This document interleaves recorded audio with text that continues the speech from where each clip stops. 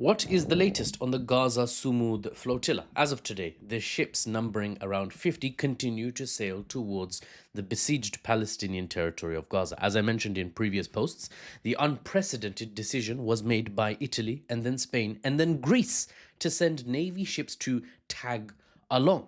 So, what's the latest? Well, there are reports that some of the lead ships have been hit by drones and communication jamming equipment, potentially chemical payloads, small packages dropped by drones, potentially explosive payloads, that has led to at least one boat being left almost inoperable.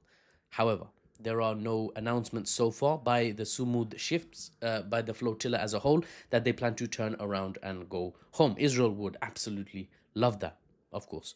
So for now, the world continues to watch, millions with bated breath, meaning, holding their breath like, what's going to happen? To see if these guys can do what governments across the globe have so far refused and therefore failed to do, which is shove food and medicine and what's necessary to save the civilians of Gaza, shove it into Gaza by force without the permission of the occupying/besieging forces of the Israeli Defense Force.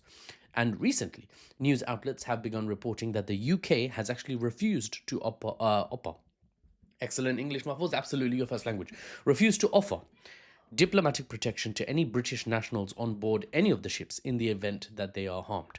Diplomatic protection is action the UK can take against another country for injury caused to a British national or their property in violation of international law. The British government so far has refused to offer diplomatic protection to anyone in the Sumud Flotilla, British national or otherwise. Interesting to note, previous flotillas and this one is predicted will be intercepted by Israel in international waters. So not Israeli waters, not historic Palestinian waters. They come out and defend themselves, as it were, quotation marks, outside in international waters. This is natural. They don't really defend themselves in where they are like normal people and arguably nation states. They defend themselves over there, because that's just how defense works for the Israeli state, I guess. Okay. Now, of course, that's not too surprising that Britain has refused to give diplomatic protection against Israel. Why would they? Britain taking hostile action against Israel is like a healthy man chucking a hammer straight up into the sky and trying to then catch it with their grain. You don't try and do that to your crown jewels. Sorry, that was a mad analogy. But we'll keep it in one take, right?